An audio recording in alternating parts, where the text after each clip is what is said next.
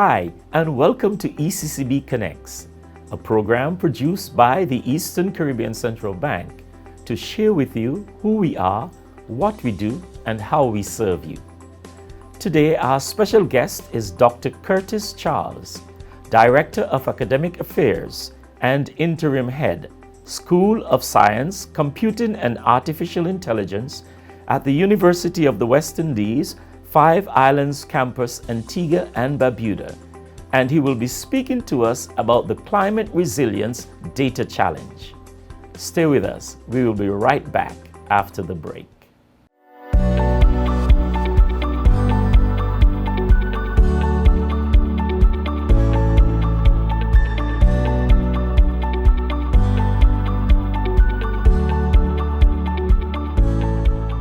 Rise to the challenge. Yes, rise to the challenge.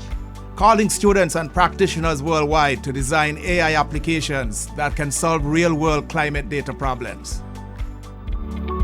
Students and experts are challenged to apply their expertise in data science and artificial intelligence to assess the changes and correlations between specific climate data and predict future events and trends. The data provided by challenge organizers will cover 3 or more data sets from countries in the Eastern Caribbean Currency Union related to the rise in heat temperatures, intensity and frequency of hurricanes and floods, reduced precipitation or low rainfall, coastal degradation, coastal flooding and sea level rise, deforestation, and soil erosions. This fully virtual event will culminate with finalists selected from the pool of candidates who would have submitted their entries, pitching their prototypes on April 7, 2022, Day 2 of the Growth and Resilience Dialogue, for the opportunity to win the grand prize of $10,000. University students and private sector practitioners working in the fields of data science and artificial intelligence are invited to participate in the Climate Resilience Data Challenge 2022, organized by the Eastern Caribbean Central Bank, ECCB, in collaboration with the OECS Commission, the World Bank, and the University of the West Indies.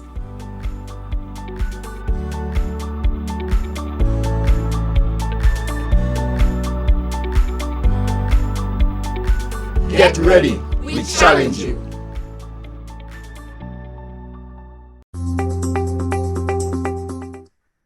Dr. Charles, welcome to the ECCB Connects.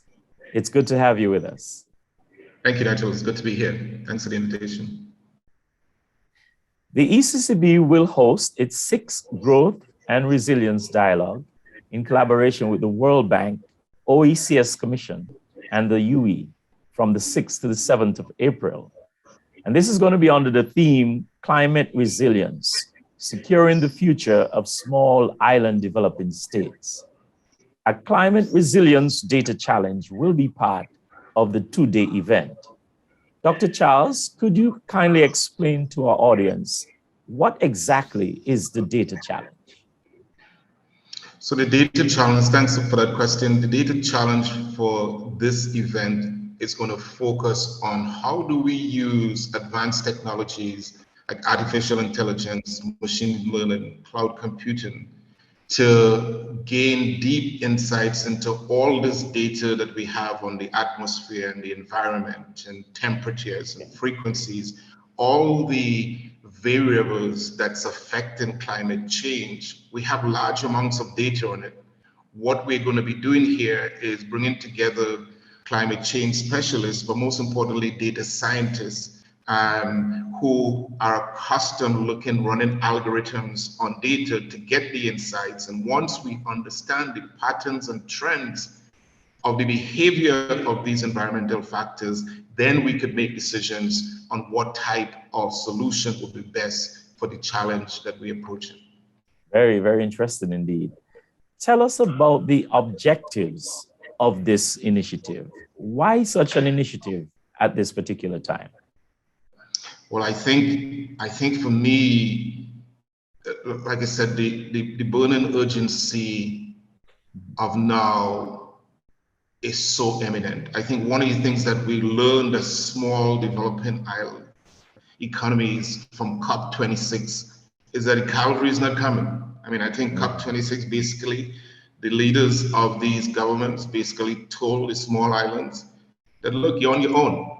So we have to use every resource and every technology that we have to make sure that we could plan buildings better, that we could plan our future better. So this is about bringing technologies together, looking at the temperatures, the effect of heat, the effect of hurricanes, the effect of floods, precipitation, sea level rising. Once we could look at the patterns, the historical patterns of what has happened, then we could make predictions about the future. And that's what this is all about. It's about taking our destiny into our hands and basically trying to develop these solutions with the World Bank and Eastern Caribbean Bank, etc. So this activity would indeed be a great benefit to the people of our region. Would be a huge benefit to the people of the region. And I think there are some areas that we have pointed out, but we talk a lot about sea level rising, right?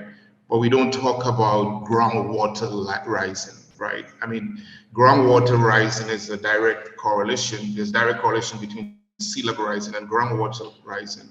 But in many areas that's prone to flooding, if we could look at the data of what's the patterns of how ground level rise in certain regions, we could come up with solutions, but we could also not build on those areas that's prone to ground level rising rather than sea level rising.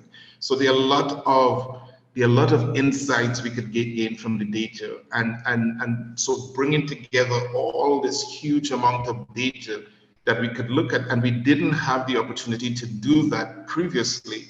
But the price of computing, cloud computing, now allows us to do what we could not have done humanly possible by running algorithms and writing the right types of algorithms to gain the insights into the data.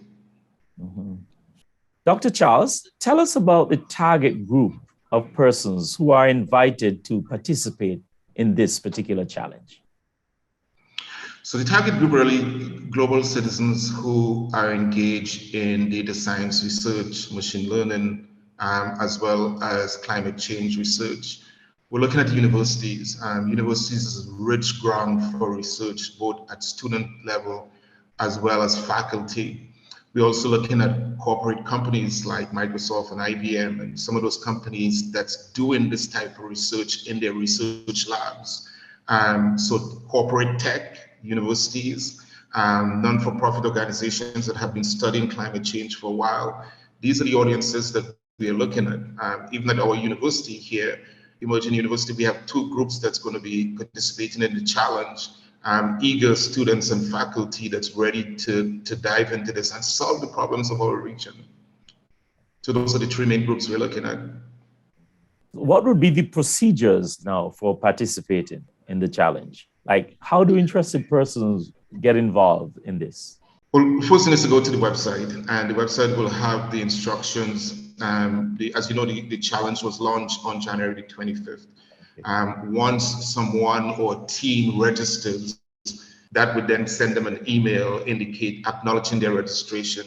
The data is going to be available on February the 11th. At that point in time, the team could start building their solution, interrogating the data, and then submit their solution. The deadline for submission is March the 23rd.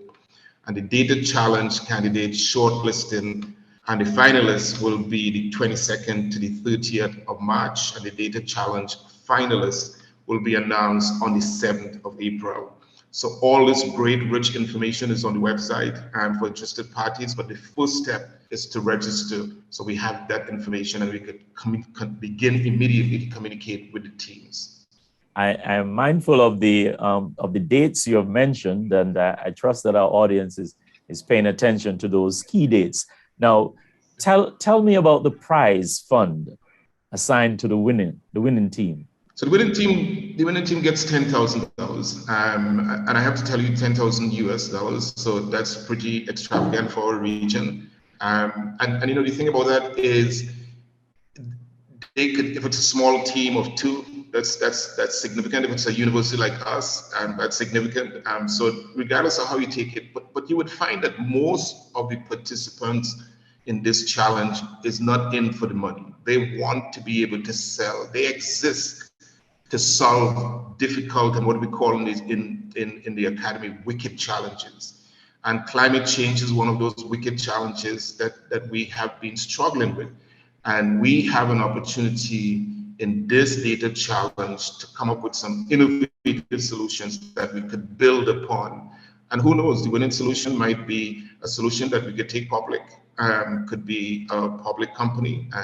Silicon Valley might be interested, and we might be able to solve not only the region's climate change issue, but climate change solutions for other regions within the hemisphere and within the globe as well. So we're excited about the outcome of this. The outcome is not just 10,000, it's the art of the possible of solutions to solve our climate change challenges.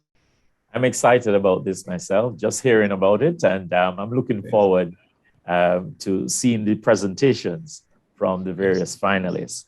Dr. Charles, it has been a pleasure speaking with you today on ECCB Connects, and we look forward to this event coming up on April 6th and 7th. Thank you. Thank you so much. Appreciate it. Thank you. And now for this week's financial tip. Start saving today. Any savings, no matter how small, add up.